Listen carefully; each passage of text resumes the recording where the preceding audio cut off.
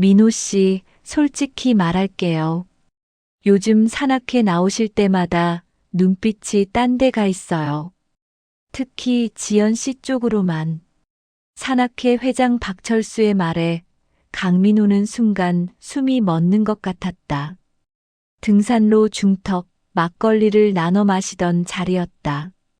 주변 산악회 회원들의 시선이 일제히 민호에게 쏠렸다.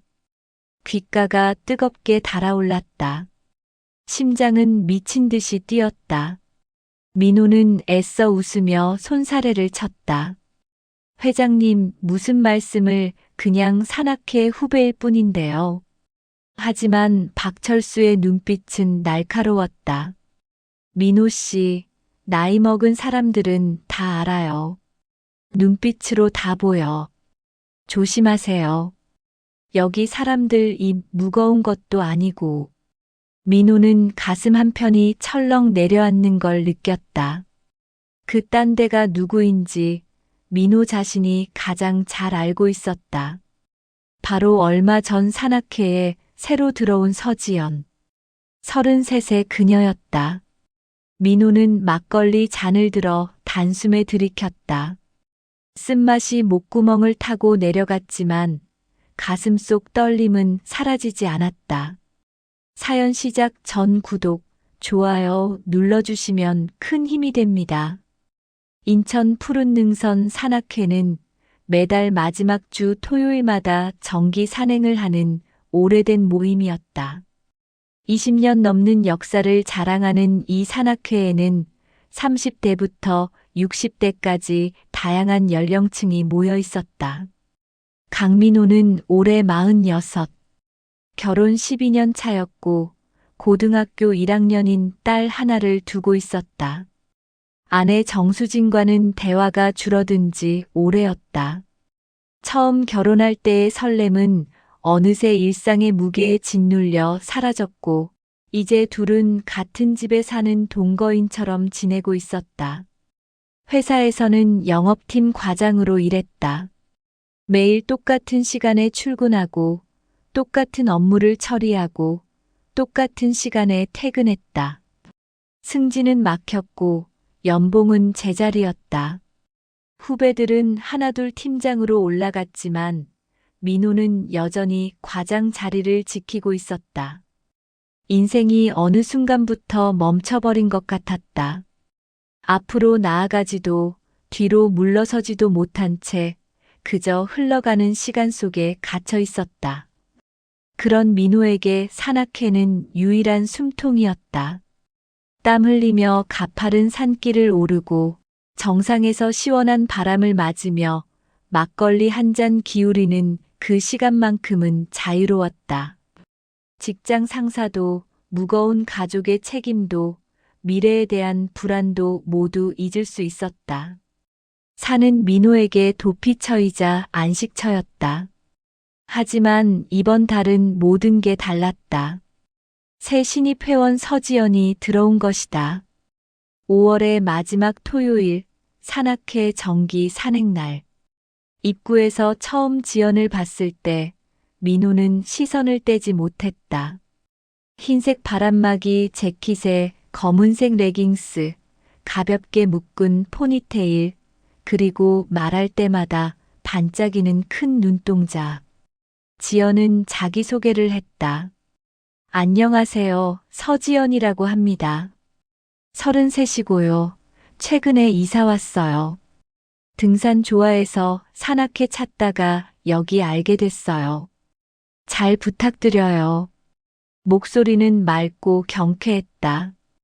웃을 때 입꼬리가 올라가는 모습이 매력적이었다. 민호는 그날 하루 종일 지연에게서 눈을 떼지 못했다. 산을 오르는 뒷모습, 물을 마실 때 고개를 젖히는 모습, 정상에서 두 팔을 벌리고 와 하고 감탄하던 모습, 모든 게 눈에 들어왔다. 가슴 한편에서 무언가가 요동쳤다. 이건 단순한 호기심이 아니었다. 훨씬 더 깊고 훨씬 더 위험한 감정이었다. 그날 산행 중 지연의 배낭끈이 풀려 잠시 멈춰 섰을 때가 있었다. 민호는 자연스럽게 다가갔다. 제가 묶어드릴게요. 손끝이 지연의 어깨에 스쳤다.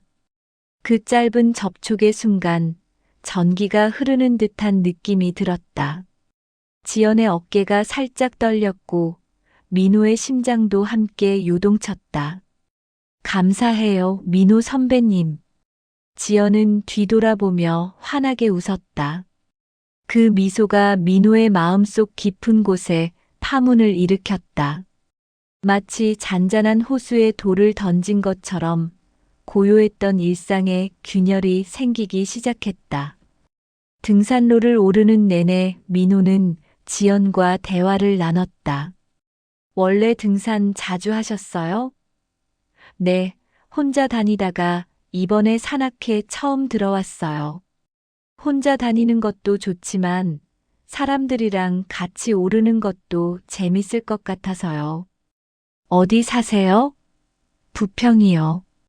선배님은요? 저도 부평이에요. 그럼 가깝네요. 짧은 대화였지만 묘한 친밀감이 형성됐다. 정상에 도착했을 때 지연은 두 팔을 벌리며 깊게 숨을 들이마셨다. 와, 정말 좋다. 이래서 산을 오르나 봐요. 햇살이 지연의 얼굴을 비췄고 땀에 젖은 이마가 반짝였다. 민호는 그 모습을 물끄러미 바라봤다. 가슴속 어딘가가 뜨거워지는 걸 느꼈다. 이건 위험해. 민호는 속으로 되뇌었다. 하지만 이미 늦었다. 감정은 이미 시작됐고 멈출 수 없는 흐름 속으로 빠져들고 있었다.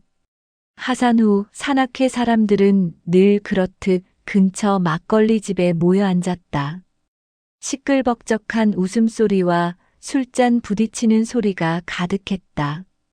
민호는 회원들과 이야기를 나누면서도 자꾸만 지연 쪽으로 시선이 갔다. 지연도 마찬가지였다. 둘의 눈이 마주칠 때마다 묘한 전류가 흘렀다. 말이 필요 없을 만큼 강렬한 기류였다. 주변 사람들은 눈치채지 못했지만 둘 사이에는 이미 무언가가 시작되고 있었다. 지연 씨, 첫 산행 어땠어요? 회장 박철수가 물었다. 너무 좋았어요. 다음 달도 참석할게요. 그래요, 좋아요. 우리 산악회는 분위기 좋아요. 나이 차이도 다양하고 다들 친하게 지내요. 박철수는 술잔을 들어 건배를 제안했다. 자, 새로 들어온 지연 씨 환영하면서 건배. 모두가 잔을 들었다. 민호도 잔을 들었지만 눈은 여전히 지연을 향하고 있었다. 집으로 돌아오는 길 민호는 버스 안에서 멍하니 창밖을 바라봤다. 머릿속은 온통 지연 생각뿐이었다. 그녀의 웃음소리, 숨소리, 그리고 산길에서 스쳤던 그 짧은 순간. 모든 게 생생하게 떠올랐다. 집에 도착했을 때는 이미 밤 9시가 넘어 있었다. 아내 정수진은 거실 소파에서 TV를 보고 있었다. 왔어요? 응. 짧은 대답만 하고 민호는 곧장 욕실로 향했다. 샤워를 하면서도 지연의 얼굴이 떠올랐다. 뜨거운 물줄기가 몸을 적시는 동안 민호는 깊은 한숨을 내쉬었다. 이건 정말 위험해. 나 결혼한 사람이야. 딸도 있고. 하지만 그런 이성적인 생각들은 가슴속 뜨거운 무언가를 식히기에는 턱없이 부족했다. 샤워를 마치고 침대에 누웠지만 잠이 오지 않았다. 눈을 감으면 지연의 모습이 떠올랐다. 산길을 걷는 뒷모습, 물을 마시며 고개를 들었을 때 드러난 하얀 목덜미, 그리고 감사해요. 선배님이라고 말할 때의 그 부드러운 목소리. 민호는 천장을 바라보며 뒤척였다. 옆에서 아내가 잠든 숨소리가 들렸다. 결혼 12년. 그동안 단 한 번도 다른 여자를 마음에 담은 적이 없었다. 아니, 담으려 하지 않았다. 회사에 예쁜 여자 후배들도 있었고, 거래처에서 만나는 여자들도 많았다. 하지만 민호는 늘 선을 지켰다. 가정이 있고 책임이 있었으니까. 하지만 지금 이 감정은 달랐다. 억누르려 할수록 더 선명해졌고, 외면하려 할수록 더 깊이 파고들었다. 휴대폰을 켜고 사납게 단톡방을 들여다봤다. 지연이 올린 사진 한 장이 보였다. 정상에서 찍은 인증샷이었다. 환하게 웃는 얼굴, 뒤로 펼쳐진 산맥, 그리고 맑은 하늘.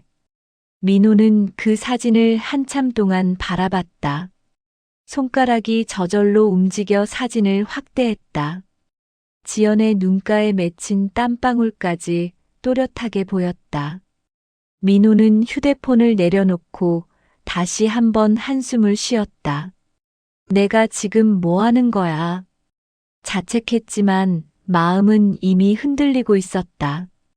다음 날 출근길, 민호는 버스 안에서 또 지연을 떠올렸다. 회사에 도착해서도 업무에 집중이 되지 않았다. 서류를 보면서도 머릿속은 온통 지연 생각뿐이었다. 점심시간에 동료들과 식사를 하면서도 멍하니 있었다. 민호 형, 무슨 고민 있어요? 오늘 멍해 보여요. 후배 김대리가 물었다. 아니야, 그냥 좀 피곤해서. 민호는 애써 웃으며 대답했다. 그날 저녁 집에 돌아와서도 마찬가지였다. 저녁을 먹으면서도 TV를 보면서도 지연의 얼굴이 계속 떠올랐다. 딸 은지가 학교 이야기를 했지만 민호는 제대로 듣지 못했다. 아빠, 내 말 듣고 있어? 응? 그래. 듣고 있어. 아니야, 안 듣고 있잖아. 요즘 아빠 이상해. 은지는 삐진 표정으로 자기 방으로 들어갔다. 아내도 민호를 의아한 눈으로 쳐다봤지만 아무 말도 하지 않았다. 밤이 되어 침대에 누웠을 때 민호는 확신했다. 이 감정은 한번 시작되면 돌아가기 어렵다는 것을, 금지된 선을 향해 한 발 한 발 다가가고 있다는 것을. 하지만 멈출 수 없었다. 아니, 멈추고 싶지 않았다. 46의 평범한 가장에게 이 떨림은 너무나 강렬하고 생생한 것이었다. 마치 얼어붙었던 심장이 다시 뛰기 시작한 것 같았다. 위험하다는 걸 알면서도 민호는 그 위험을 향해 걸어가고 있었다. 며칠 후 산악회 단톡방에 지연이 메시지를 올렸다. 다들 안녕하세요. 이번 주말 개인적으로 북한산 가려고 하는데 혹시 같이 가실 분 있나요? 민호는 그 메시지를 보자마자 심장이 쿵 하고 뛰었다. 손가락이 떨렸다. 대답해야 하나 말아야 하나. 한참을 망설였다. 하지만 결국 민호는 답장을 보냈다. 저 괜찮으면 같이 가도 될까요? 메시지를 보내고 나서 민호는 가슴이 터질 것 같았다. 몇 분 후 지연의 답장이 왔다. 좋아요. 선배님이랑 같이 가면 든든할 것 같아요. 히읗히읗 토요일 오전 7시에 북한산 입구에서 만나요. 민호는 휴대폰을 바라보며 긴 한숨을 내쉬었다. 나 지금 뭐 하는 거야? 하지만 입가에는 미소가 번졌다. 46의 중년 남자가 33의 여자와 단둘이 등산을 가게 됐다. 이게 어디로 향할지 민호 자신도 알 수 없었다. 하지만 한 가지는 확실했다. 이미 돌아갈 수 없는 길로 접어들었다는 것. 토요일 아침 6시 민호는 아내와 딸이 잠든 사이 조용히 집을 나섰다. 등산복을 챙겨 입고 작은 배낭에 물과 간식을 넣었다. 현관문을 닫으면서 뒤를 돌아봤다. 거실은 어둡고 고요했다.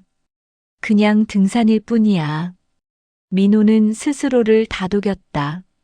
하지만 가슴속 떨림은 거짓말을 하지 않았다. 북한산 입구에 도착했을 때는 오전 6시 50분이었다. 이른 시간임에도 등산객들이 제법 있었다. 민호는 주변을 둘러보며 지연을 찾았다. 그때 멀리서 손을 흔드는 사람이 보였다. 지연이었다. 회색 후드티에 검은 레깅스, 그리고 작은 배낭 하나. 민호를 보자 환하게 웃으며 달려왔다. 선배님, 일찍 나오셨네요. 나도 일찍 일어나는 편이라. 기다렸어?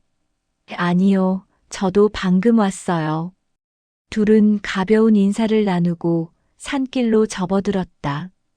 토요일 아침이라 등산객이 많았지만 걷다 보니 점점 한적해졌다. 민호는 앞서 걸으며 길을 안내했고 지연은 그 뒤를 천천히 따라왔다. 새벽의 공기는 상쾌했고 나뭇잎 사이로 햇살이 스며들었다.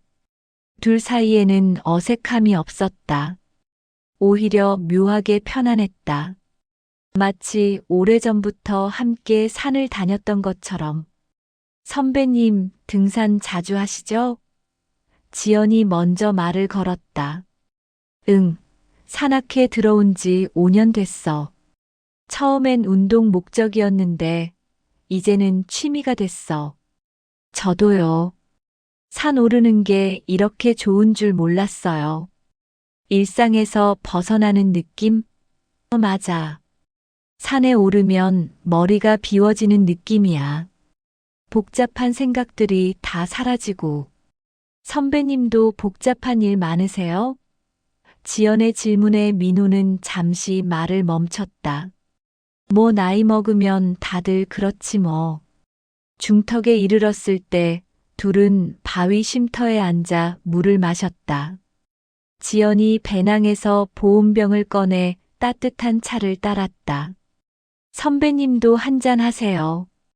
제가 집에서 만들어 왔어요.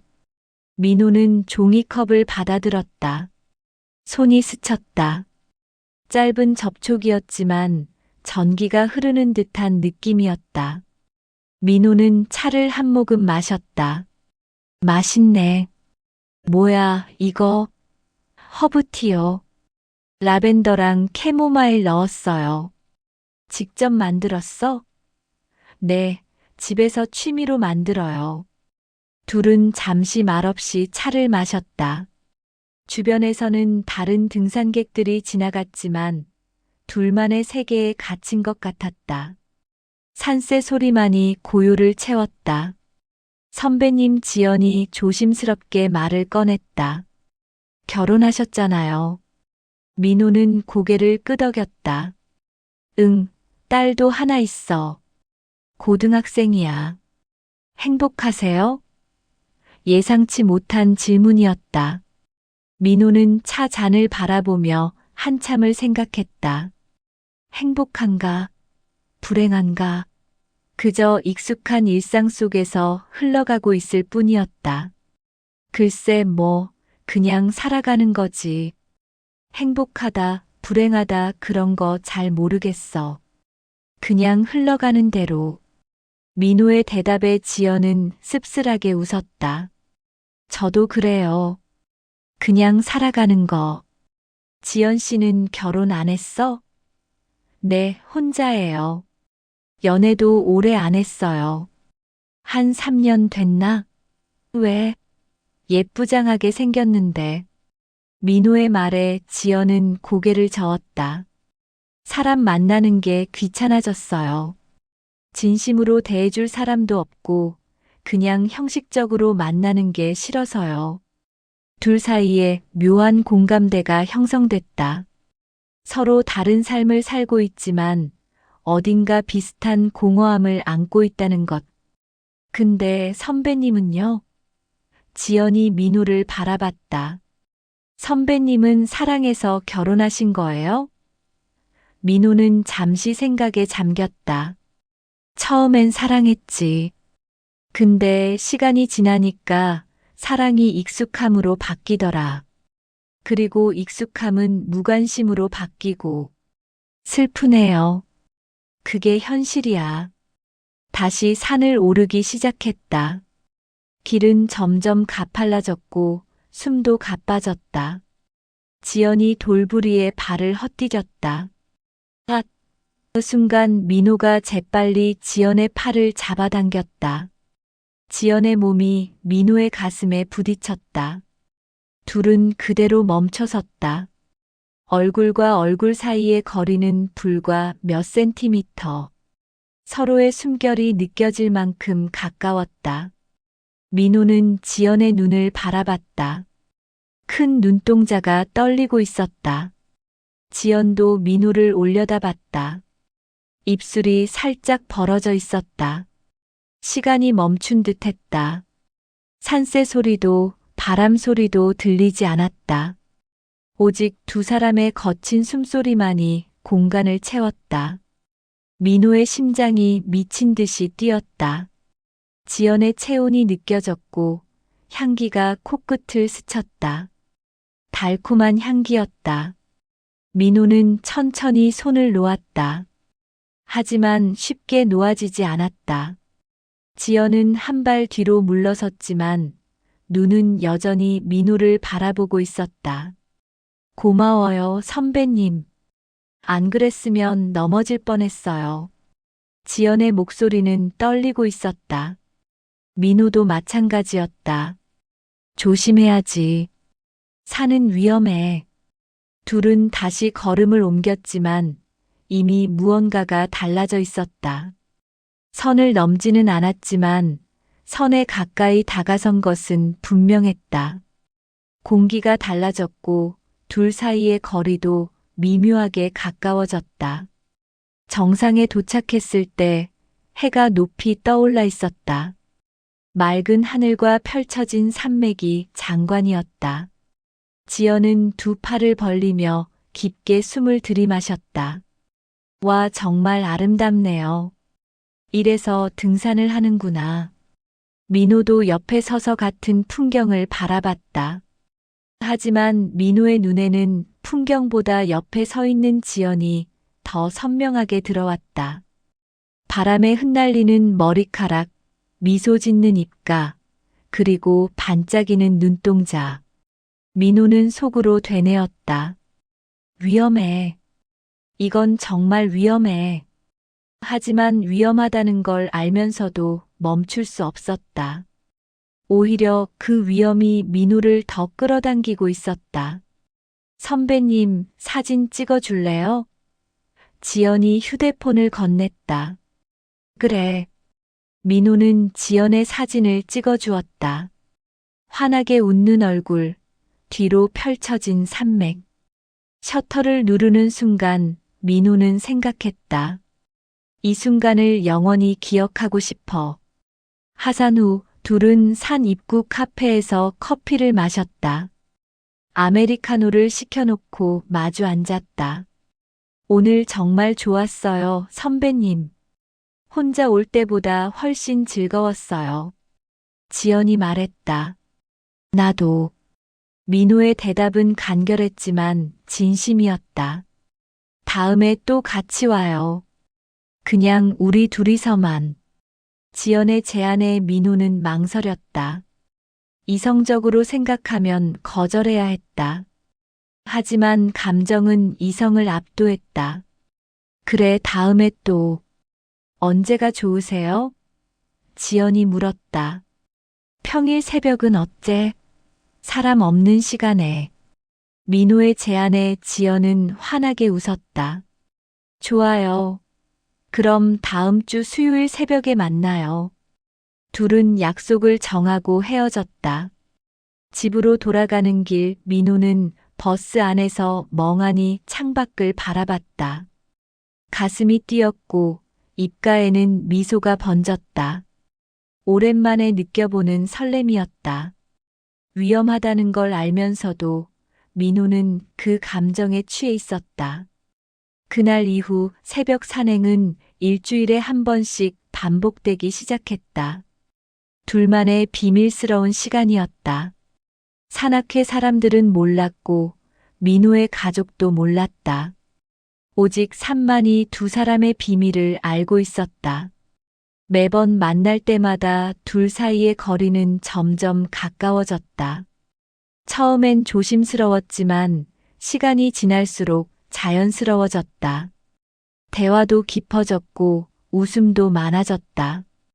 어느 날 새벽 산행 후 카페에서 커피를 마시던 중 지연이 말했다. 선배님, 솔직히 말해도 돼요? 응, 뭔데? 저 선배님 만날 때마다 심장이 뛰어요. 이거 이상한 건가요? 지연의 고백에 민호는 순간 말을 잃었다. 커피 잔을 든 손이 떨렸다. 나도 그래. 민호는 솔직하게 대답했다. 근데 이건 위험해. 알아요. 근데 멈출 수가 없어요. 지연의 눈에 눈물이 맺혔다. 민호는 지연의 손을 잡았다. 따뜻하고 부드러운 감촉. 나도 멈출 수 없어. 근데 우리 이러면 안 돼. 왜요? 나 결혼했잖아. 그리고 나이 차이도 많고. 그런 거 상관없어요. 저는 그냥 선배님이 좋아요. 지연의 고백에 민호의 가슴이 무너졌다. 오랜만에 들어보는 진심 어린 고백이었다. 아내에게서는 오래전에 사라진 그런 감정이었다. 지연아, 대답 안 하셔도 돼요. 그냥 제 마음 알아주세요. 지연은 눈물을 닦으며 일어섰다. 저 먼저 갈게요.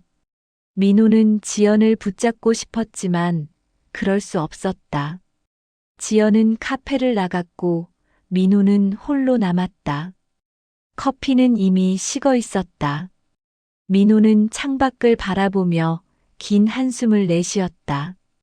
나 지금 뭐 하는 거야? 이러면 안 되는데. 하지만 마음은 이미 지연에게 가 있었다. 집에 돌아와서도 아내와 대화를 나눌 때도 딸과 밥을 먹을 때도 머릿속은 온통 지연 생각뿐이었다. 밤마다 휴대폰을 켜고 지연과 주고받은 문자를 읽었다. 단순한 인사말이었지만 그 안에 담긴 감정을 느낄 수 있었다. 민호는 돌아갈 수 없는 길로 점점 깊이 들어가고 있었다. 6월의 정기 산행날이 다가왔다. 이번 코스는 원시림 구간으로 사람의 손길이 잘 닿지 않는 깊은 숲속 길이었다. 토양은 비에 젖어 촉촉했고 나무 사이로 안개가 자욱하게 깔려 있었다. 신비로운 분위기였다. 산악회 회원들은 저마다 배낭을 메고 길을 나섰다. 총 15명이 참가했다. 민호는 중간쯤 걸었고 지연은 그 뒤를 따랐다. 하지만 오늘따라 지연은 유난히 조용했다. 평소처럼 밝게 웃지도 않았고 말수도 적었다. 무언가 결심한 듯한 심각한 표정이었다. 민호는 몇 번이나 뒤돌아봤지만 지연과 눈이 마주치지 않았다. 지연은 고개를 숙인 채 묵묵히 걸었다. 민호는 불안했다. 무슨 일 있나? 혹시 내가 뭘 잘못했나? 휴식 지점에 도착했을 때 사람들은 배낭을 내려놓고 간식을 꺼내 먹으며 쉬었다. 민호도 나무 그늘에 앉아 물을 마시고 있었다. 그때 지연이 다가왔다. 선배님, 저 잠깐 뒤쪽 샛길 좀 같이 가주실래요? 지연의 목소리는 낮고 진지했다. 민호는 고개를 들어 지연을 바라봤다. 샛길? 위험해. 혼자 가면 안 돼. 혼자가 아니잖아요. 선배님이랑 같이 가는 건데 할 말이 있어요. 지연의 눈빛은 간절했다.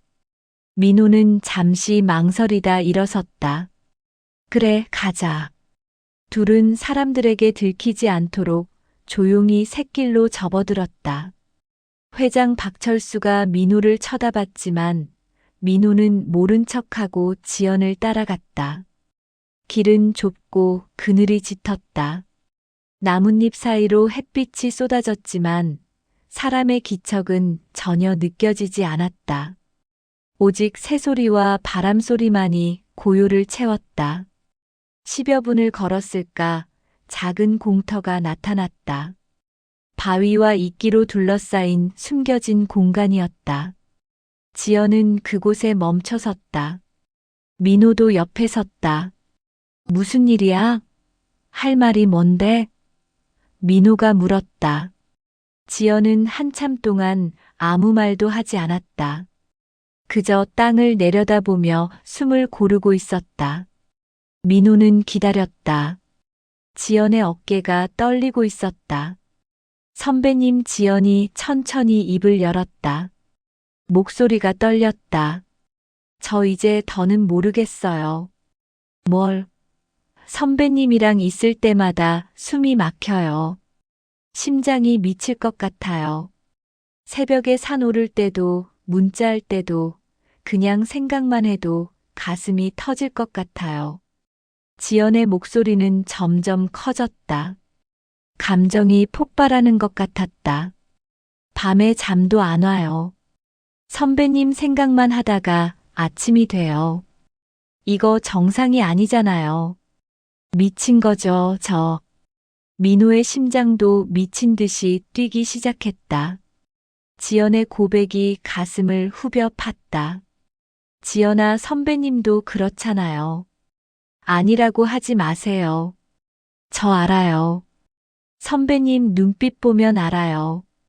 저 볼 때 선배님 눈이 달라져요. 지연은 고개를 들어 민호를 똑바로 쳐다봤다. 눈가에 눈물이 맺혀 있었다. 선배님도 저 때문에 힘들잖아요. 맞죠? 민호는 대답할 수 없었다. 부정할 수도 없었다. 그건 사실이었으니까. 나 결혼했어. 민호는 겨우 그 말을 꺼냈다. 목소리가 쉬었다. 알아요. 지연은 한 발 다가왔다. 그래서 더 미친 거죠. 안 되는 거 알면서도 멈출 수가 없어요. 선배님도 나 좋아하잖아요. 인정해요, 제발. 민호는 숨을 깊게 들이마셨다. 정신을 차려야 했다. 하지만 지연의 눈을 바라보는 순간 모든 이성이 흔들렸다. 그 눈 속에서 자신과 같은 고통을 보았다. 같은 갈망을 보았다. 좋아해. 민호는 결국 인정했다. 미치도록 좋아해. 근데 이건 위험해. 우리 둘 다 망가질 수 있어. 이미 망가졌어요. 지연이 눈물을 흘렸다. 저는 선배님 만난 순간부터 망가지기 시작했어요. 이제 와서 무슨 위험을 얘기해요? 하지만 위험하지 않은 게 어디 있어요? 지연이 한 발 더 다가왔다. 이제 둘 사이의 거리는 거의 없었다. 선배님, 산이 위험한 건 그래서 더 기억에 남는 거잖아요. 안전한 길만 걸으면 아무것도 느낄 수 없어요. 지연의 손이 민호의 손에 닿았다. 따뜻하고 부드러운 감촉. 민호는 손을 떼야 했다. 하지만 떼지 못했다. 오히려 지연의 손을 꽉 잡았다. 지연이 민호에게 더 가까이 다가왔다.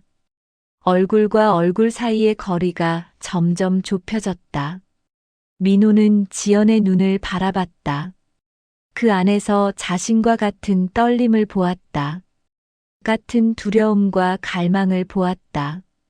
지연아, 우리 말하지 마세요. 지연이 민호의 입술에 손가락을 가져다 댔다. 그냥 이 순간만 생각해요. 나중 일은 나중에 생각하고 민호는 더 이상 참을 수 없었다. 지연을 끌어안았다. 지연도 민호의 품에 안겼다.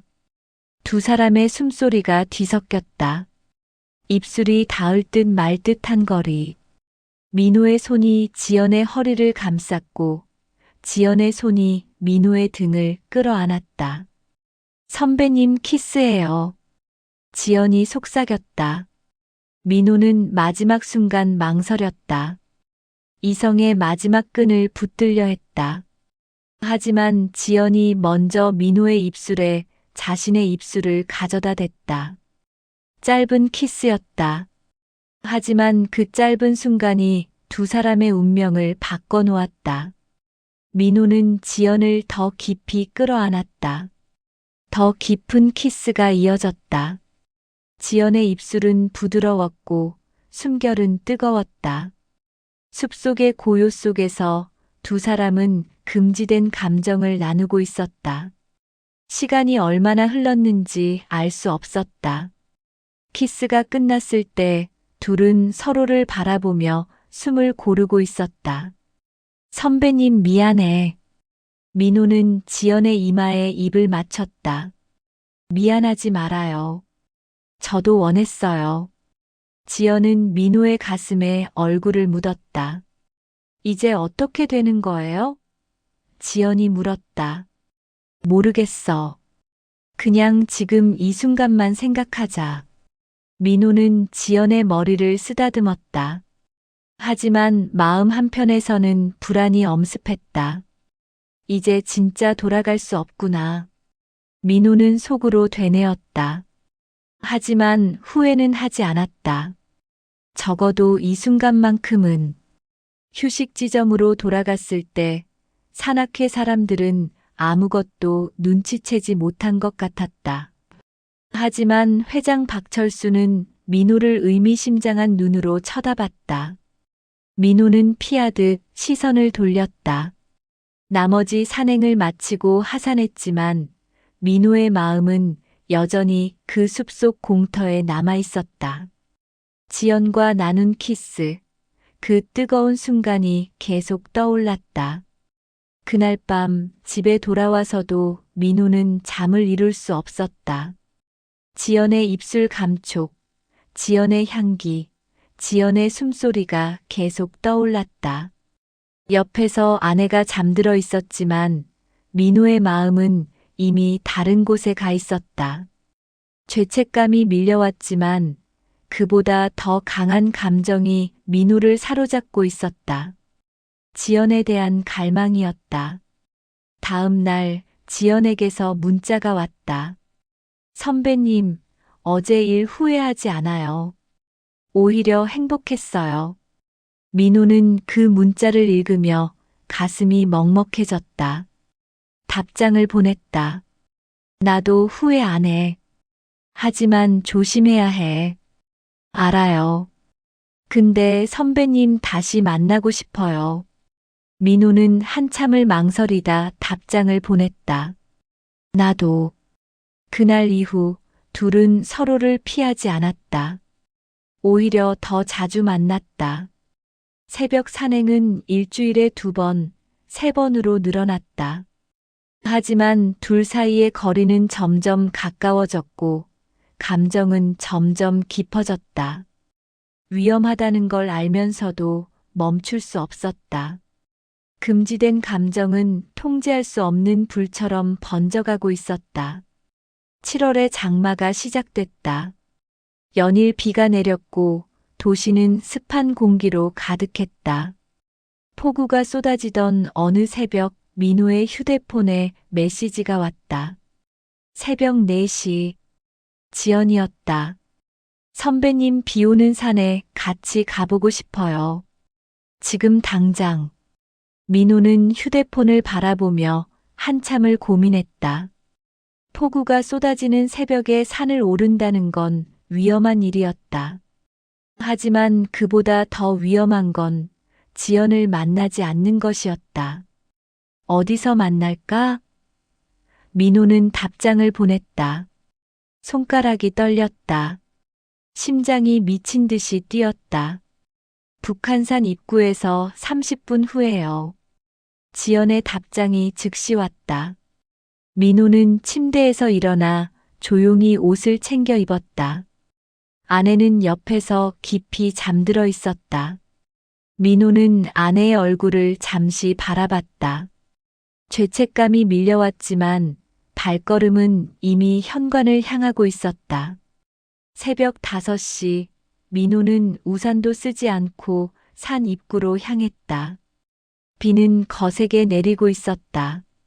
차가운 빗물이 얼굴을 적셨지만 민호는 신경 쓰지 않았다. 지연도 이미 와 있었다. 비에 흠뻑 젖은 모습이었다. 머리카락에서 빗물이 뚝뚝 떨어지고 있었고 등산복도 젖어 몸에 달라붙어 있었다. 하지만 지연의 눈빛은 뜨겁게 타오르고 있었다. 선배님. 지연이 민호를 보자 달려왔다. 미쳤어. 우리 둘 다. 민호는 쓸쓸하게 웃었다. 알아요. 근데 안 올 수가 없었어요. 지연의 목소리는 떨렸다. 둘은 말없이 산길로 접어들었다. 빗물이 옷을 적셨고 등산로는 진흙탕이 됐다.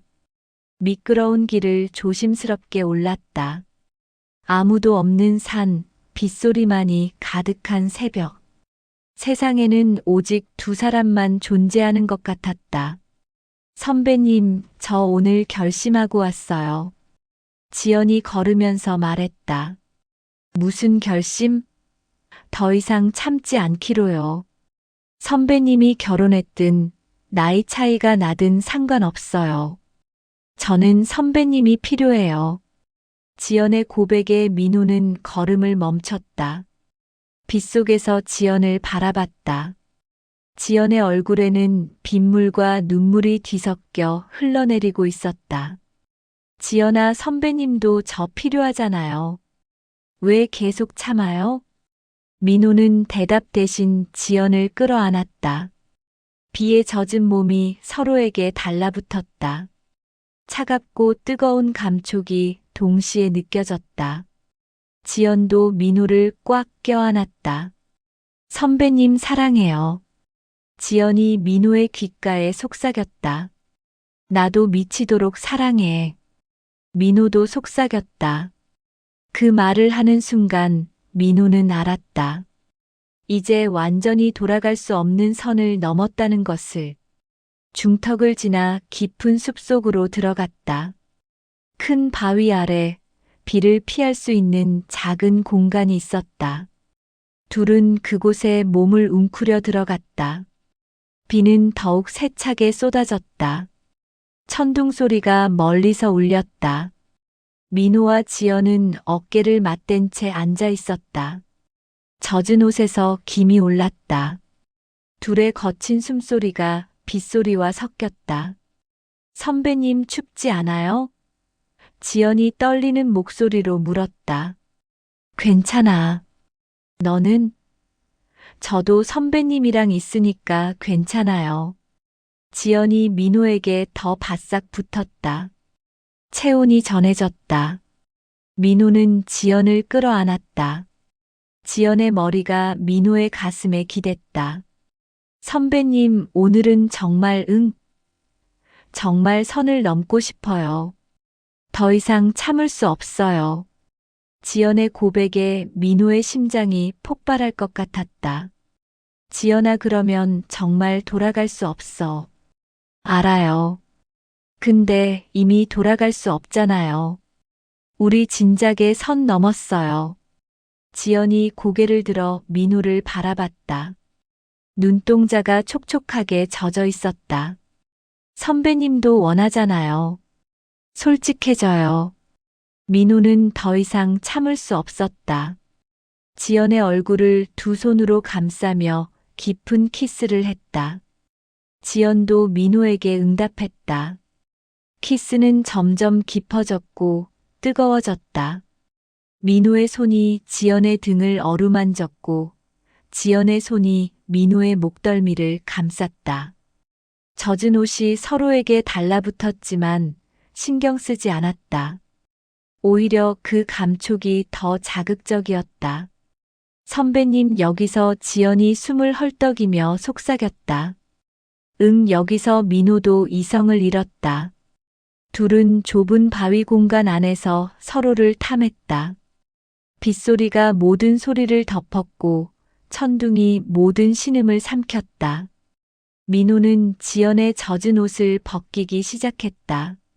지연도 민호의 옷을 벗겼다. 차가운 공기가 피부에 닿았지만 둘의 몸은 뜨거웠다. 선배님, 정말 괜찮아요? 지연이 마지막으로 물었다. 괜찮아. 너만 괜찮으면 돼. 민호가 대답했다. 저는 선배님이랑이면 다 괜찮아요. 지연이 민호의 목에 입을 맞췄다. 민호는 지연을 더 깊이 끌어안았다. 둘의 몸이 하나가 되는 순간 세상의 모든 소리가 사라졌다. 오직 서로의 숨소리, 심장 소리만이 들렸다. 지연아 사랑해. 민호가 지연의 귓가에 속삭였다. 저도 선배님 사랑해요. 지연이 떨리는 목소리로 대답했다. 빗속에서 이어진 그들의 사랑은 뜨겁고 격렬했다. 금지된 선을 완전히 넘어버린 것이다. 시간이 얼마나 흘렀는지 알 수 없었다. 모든 게 꿈 같았다. 사랑을 나눈 후 둘은 서로를 껴안은 채 숨을 고르고 있었다. 지연의 머리가 민호의 가슴에 기대 있었고 민호의 손이 지연의 머리를 쓰다듬고 있었다. 선배님, 후회해요? 지연이 조심스럽게 물었다. 아니, 전혀. 너는? 저도요. 오히려 이제야 살아있는 것 같아요.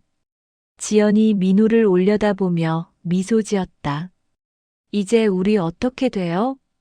지연이 물었다. 모르겠어. 그냥 흘러가는 대로. 하지만 한 가지는 확실해. 뭐예요? 난 너 없으면 안 돼. 이미 너한테 빠져버렸어. 민호의 고백에 지연은 눈물을 흘렸다. 기쁨의 눈물이었다. 저도요. 선배님 없으면 숨도 못 쉴 것 같아요. 비가 조금 잦아들었을 때 둘은 천천히 옷을 입고 일어섰다. 젖은 옷이 불편했지만 마음은 한없이 가벼웠다. 둘은 손을 맞잡고 산을 내려왔다. 빗속을 걸으며 민호는 생각했다. 이제 나는 돌아갈 수 없는 곳까지 왔구나. 하지만 지연의 손을 잡고 있는 이 순간만큼은 그 어떤 것도 후회되지 않았다. 하산 후 둘은 근처 24시간 찜질방으로 향했다. 젖은 몸을 녹이고 옷을 말려야 했다. 찜질방에서 각자 씻고 나와 휴게실에서 만났다. 찜질복을 입은 모습이었다. 선배님, 배고파요. 지연이 말했다. 뭐 먹을까? 라면이요. 둘은 식당에 가서 라면을 주문했다. 새벽 6시 찜질방 식당에서 라면을 먹는 두 남녀.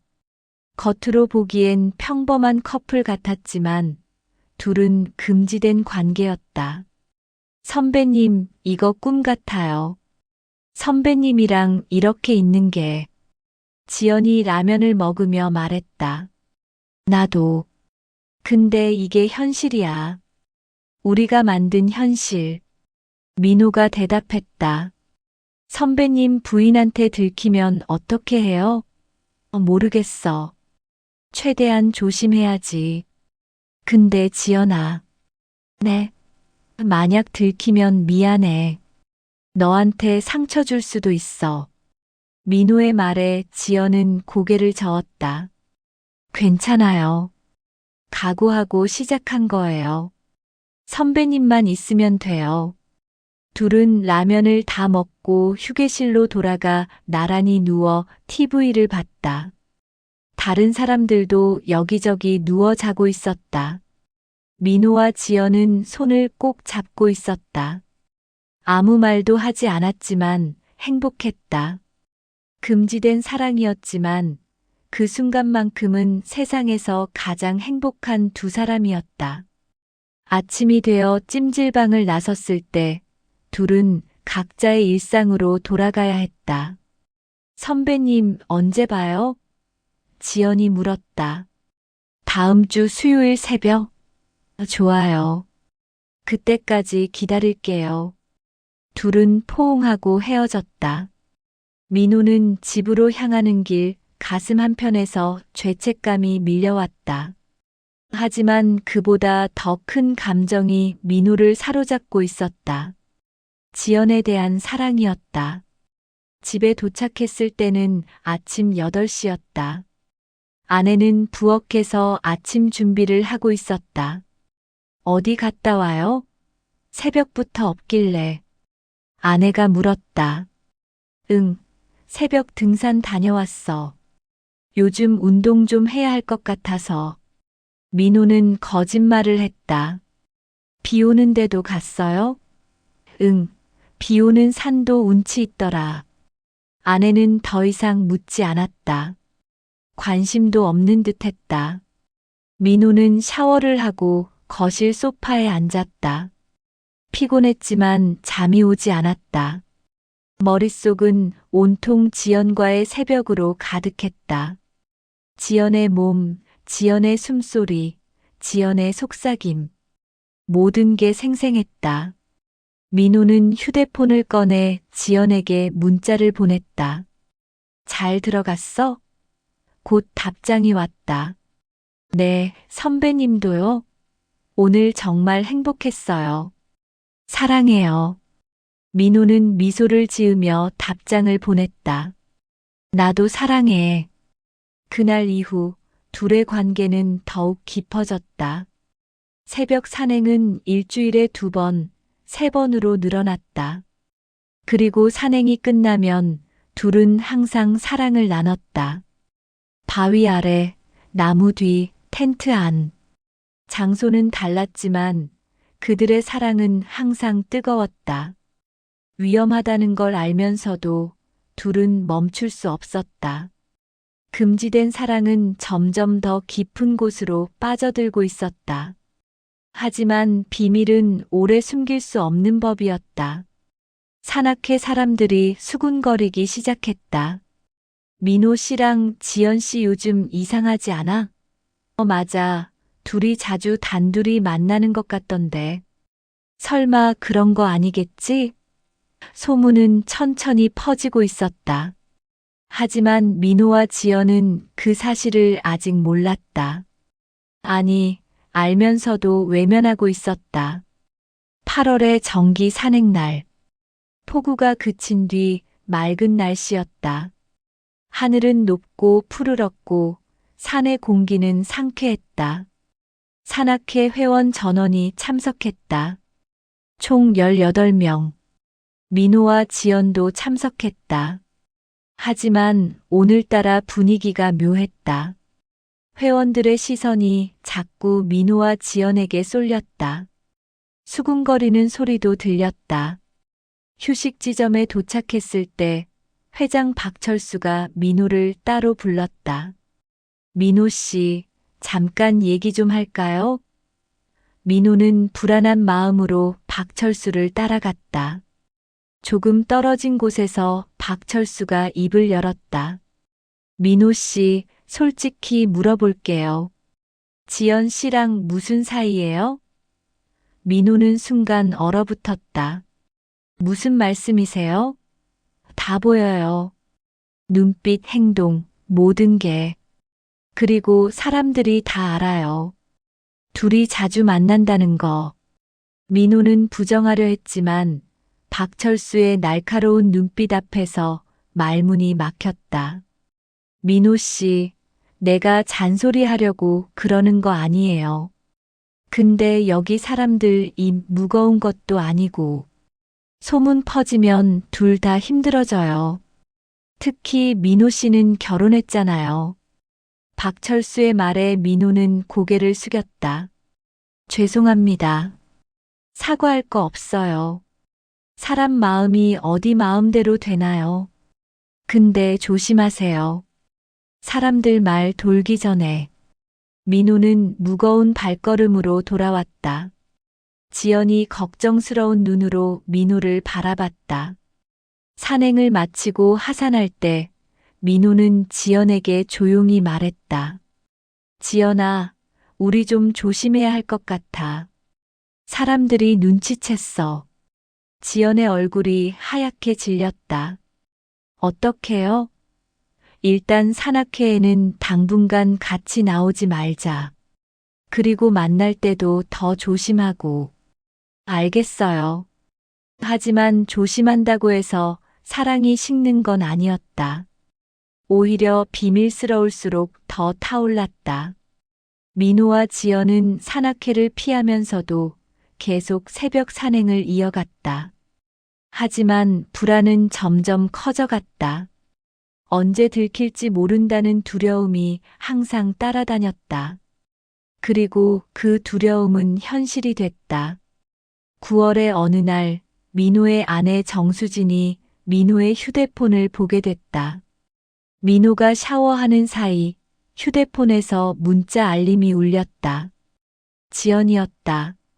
선배님, 오늘 밤 보고 싶어요. 너무 보고 싶어요. 정수진은 그 문자를 보고 얼어붙었다. 손이 떨렸다. 휴대폰을 들어 문자함을 열어봤다. 그곳에는 지연과 주고받은 수십 개의 문자가 있었다. 사랑해요. 보고 싶어요. 선배님만 생각나요. 정수진은 휴대폰을 내려놓고 거실 소파에 주저앉았다. 머리가 하얗게 변했다. 12년 결혼 생활. 완벽하진 않았지만 그래도 평범하게 살아왔다고 생각했다. 하지만 남편은 바람을 피우고 있었다. 그것도 산악회 후배와. 정수진은 눈물을 흘렸다. 분노와 슬픔이 뒤섞였다. 민호가 샤워를 마치고 나왔을 때 정수진은 차갑게 물었다. 당신, 지연이가 누구예요? 민호는 순간 심장이 멎는 것 같았다. 휴대폰에 문자 왔더라고요. 지연이라는 사람한테. 누구냐고요? 민호는 말문이 막혔다. 변명할 수도 부정할 수도 없었다. 정수진은 휴대폰을 집어 던졌다. 대답해요. 누구냐고. 미안해. 민호는 겨우 그 말을 꺼냈다. 미안하다고? 그게 끝이에요? 당신 바람 피운 거예요? 정수진의 목소리는 떨렸다. 미안해, 정말 미안해. 언제부터예요? 얼마나 오래된 거예요? 몇 달 됐어. 민호의 대답에 정수진은 주저앉아 울음을 터뜨렸다. 어떻게 나한테 이럴 수 있어요? 12년을 같이 살았는데. 민호는 아내 앞에 무릎을 꿇었다.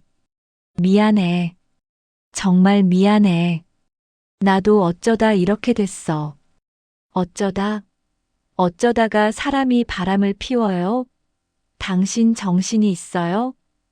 정수진은 민호를 밀쳤다. 집 나가요. 당장 나가라고요. 수진아, 나가. 당신 얼굴 보기 싫어. 정수진의 비명 같은 소리에 딸 은지가 방에서 나왔다. 엄마, 아빠, 무슨 일이에요? 은지야, 방에 들어가 있어. 정수진이 딸을 방으로 밀어 넣었다. 은지는 울고 있는 엄마와 무릎 꿇은 아빠를 보며 무슨 일인지 직감했다. 아빠, 설마. 은지야, 미안해. 민호는 딸에게도 사과했다. 은지는 눈물을 흘리며 방으로 들어가 문을 쾅 닫았다. 그날 밤 민호는 집에서 쫓겨났다. 짐을 챙겨 근처 모텔로 향했다. 휴대폰을 꺼내 지연에게 전화했다. 여보세요? 지연아, 나 들켰어. 네. 뭐가요? 아내한테. 우리 사이. 전화 너머로 지연의 한숨 소리가 들렸다. 어떡해요, 미안해. 내가 조심하지 못해서 아니에요. 제 잘못이에요. 제가 문자를 보냈으니까. 둘은 한참 동안 말이 없었다. 선배님, 이제 어떻게 돼요? 지연이 조심스럽게 물었다. 모르겠어. 아내가 이혼하자고 할 것 같아. 저 때문에 너 때문이 아니야. 내 잘못이야. 선배님 미안해요. 제가 선배님 인생을 망쳤어요. 지연이 울기 시작했다. 아니야. 내가 내 인생을 다시 살게 해줬어. 후회 안 해. 하지만 현실은 냉혹했다. 다음 날 정수진은 변호사를 선임하고 이혼 절차를 시작했다. 민호는 회사에서도 소문이 퍼져 눈총을 받기 시작했다. 산악회는 당연히 탈퇴했다. 모든 게 무너져 내렸다. 하지만 민호는 지연을 원망하지 않았다. 오히려 더 사랑하게 됐다. 모든 걸 잃었지만 지연만큼은 잃고 싶지 않았다. 한 달 후 이혼이 성립됐다. 재산은 반으로 나눴고 딸의 양육권은 아내가 가져갔다. 민호는 원룸을 얻어 새로운 삶을 시작했다. 지연도 산악회를 조용히 나갔다. 사람들의 손가락질을 견딜 수 없었다. 하지만 둘은 헤어지지 않았다. 오히려 더 자주 만났다. 이제는 숨길 필요가 없었다. 모든 게 드러났으니까. 선배님, 제 때문에 모든 걸 잃었는데 후회하지 않아요? 지연이 민호의 원룸에서 물었다. 후회 안 해. 너만 있으면 돼. 민호가 지연을 끌어안았다. 저도 선배님만 있으면 돼요. 지연도 민호를 꽉 껴안았다. 둘은 서로를 위로하며 새로운 삶을 시작했다. 하지만 상처는 쉽게 아물지 않았다. 민호는 딸을 만나지 못했고 회사에서도 승진이 좌절됐다. 지연도 주변 사람들의 시선을 견디기 힘들었다. 그로부터 몇 달 후 겨울이 왔다. 어느 눈 오는 날 민호와 지연은 함께 산을 올랐다. 둘이 처음 만났던 그 산이었다. 정상에 도착했을 때 눈이 소복이 쌓여 있었다. 세상은 하얗게 변해 있었다. 선배님, 우리 여기서 처음 만났죠? 지연이 말했다. 응, 그때가 생각나네. 후회해요? 아니, 절대. 너는? 저도요. 힘들긴 하지만 선배님이랑 함께니까 견딜 수 있어요. 둘은 눈 쌓인 정상에서 서로를 껴안았다. 차가운 바람이 불었지만 둘의 품속은 따뜻했다. 지연아, 나랑 결혼할래? 민호가 갑자기 물었다. 지연은 눈을 크게 뜨고 민호를 바라봤다. 진짜요? 응, 진심이야. 이제 다 정리됐고 너랑 새로운 삶을 시작하고 싶어. 네, 좋아요. 저도 선배님이랑 평생 같이 살고 싶어요. 민호는 주머니에서 작은 반지를 꺼냈다. 비싼 반지는 아니었지만 진심이 담긴 반지였다. 지연의 손가락에 반지를 끼워 주었다. 지연은 눈물을 흘렸다. 선배님 사랑해요. 나도 사랑해. 둘은 눈 내리는 정상에서 키스를 나눴다. 긴 키스였다. 세상의 모든 시선, 모든 비난을 잊은 채 오직 서로만을 느꼈다. 하지만 현실은 여전히 냉혹했다. 산을 내려온 후 민호는 딸 은지에게 연락을 시도했다. 하지만 은지는 민호의 전화를 받지 않았다. 문자도 읽지 않았다. 딸에게 버림받은 아버지. 민호는 그 사실이 가장 고통스러웠다. 선배님, 은지한테 시간을 주세요. 언젠가는 이해해 줄 거예요. 지연이 위로했다. 그랬으면 좋겠어. 그로부터 1년 후 민호와 지연은 작은 결혼식을 올렸다. 하객은 몇 명 되지 않았다. 산악회 친구들도 없었고 민호의 가족도 없었다. 지연의 친구 몇 명과 회사 동료 몇 명만 참석했다. 소박한 결혼식이었지만 둘은 행복했다. 신랑 신부에게 키스를. 사회자의 말에 민호는 지연의 면사포를 올리고 키스했다. 박수 소리가 울렸다. 신혼여행은 제주도로 갔다. 둘은 해변을 걸으며 새로운 미래를 꿈꿨다. 여보, 우리 아이 갖자. 지연이 말했다. 좋아. 딸이면 좋겠다. 왜요? 은지를 대신할 수 있을 것 같아서. 민호의 말에 지연은 민호를 꽉 껴안았다. 언젠가 은지도 우리를 이해해 줄 거예요. 시간이 걸리겠지만. 하지만 은지는 끝내 아버지를 용서하지 않았다. 민호는 딸의 졸업식에도 성인식에도 참석하지 못했다. 딸에게 버림받은 아버지로 남았다. 그 상처는 평생 아물지 않았다. 하지만 지연이 있었기에 민호는 견딜 수 있었다. 지연은 민호의 상처를 보듬어 주었고 새로운 행복을 주었다. 1년 후 지연이 임신했다. 둘은 기뻐했다. 여보, 이번엔 정말 좋은 아빠가 될게. 민호가 지연의 배를 쓰다듬으며 말했다. 알아요. 당신은 좋은 사람이에요. 지연이 미소 지었다. 10개월 후 딸이 태어났다. 민호는 딸을 안고 눈물을 흘렸다. 은지야, 아빠가 미안해. 민호는 새로 태어난 딸에게 은지라는 이름을 지어주고 싶었지만 지연이 말렸다. 여보, 새로운 이름을 지어줘요. 새로운 시작이잖아요. 결국 딸의 이름은 서연이 됐다. 민호는 서연을 세상에서 가장 사랑하는 아빠가 됐다. 하지만 첫째 딸 은지에 대한 그리움은 평생 사라지지 않았다. 밤마다 은지의 어린 시절 사진을 보며 눈물을 흘렸다. 여보, 괜찮아요? 지연이 민호를 안아주었다. 응, 괜찮아. 너랑 서연이 있으니까. 세월이 흘러 5년이 지났다. 민호는 40 넘어 다시 아빠가 됐고 지연은 30 후반의 엄마가 됐다. 평범한 가정을 꾸렸지만 그 시작은 결코 평범하지 않았다. 주변 사람들의 시선은 여전히 차가웠다. 저 사람들 불륜으로 만났대. 남의 가정 깬 거잖아. 수군거림은 계속됐다.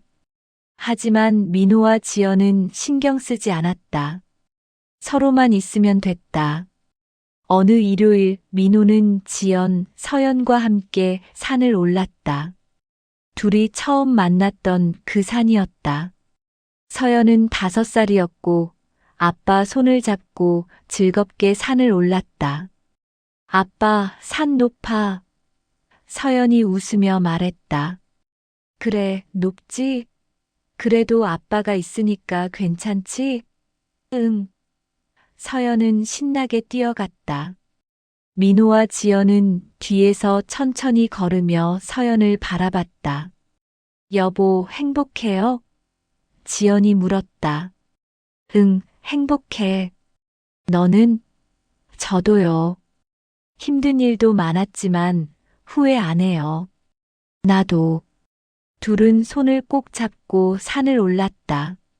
정상에 도착했을 때 민호는 멀리 펼쳐진 산맥을 바라봤다. 지연아, 우리 여기서 처음 만났을 때 기억나? 당연하죠. 평생 잊을 수 없어요.